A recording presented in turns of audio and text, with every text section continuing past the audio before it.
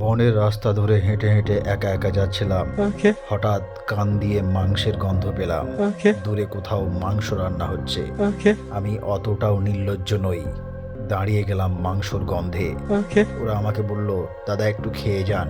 আমি বললাম, না, পেট খুব খারাপ, খেতে পারবো না, কিন্তু আপনারা যখন বলছেন তাহলে খাই। তার আগে আমি একটু পেট সাফ করার ব্যবস্থা করে নিলাম।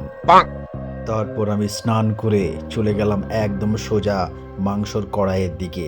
দেখি সুস্বাদু মাংস রান্না হচ্ছে।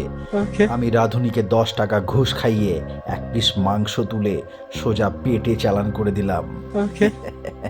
দেখি কেমন খেতে হয়েছে। কিন্তু শালা ক্যামেরাম্যান সে তো পিছু ছাড়েই না, আমার ভিডিও করে সবাইকে দেখানোর ব্যবস্থা করে দিল যে আমি কতটা লোভী। হাতে একটা চাকু পেয়ে টমেটো কাটতে গেলাম, কিন্তু টমেটো বলল, আজকে আমার মন ভালো নেই। এদিকে চাকু তার কাজে ছুটি পেয়ে সুন্দরী বটির সাথে ভাব জমাতে গেল।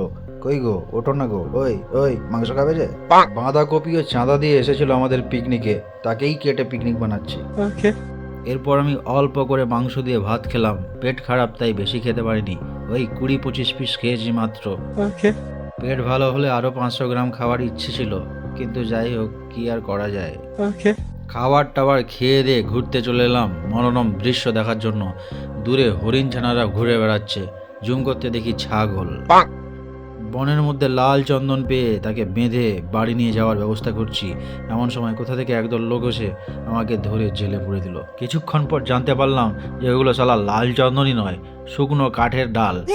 আমি জেল থেকে বেরিয়ে ছুট দিলাম। জেল থেকে বেরিয়ে জানতে পারলাম ওটা জেল ছিল না, মুরগির খাঁচা ছিল।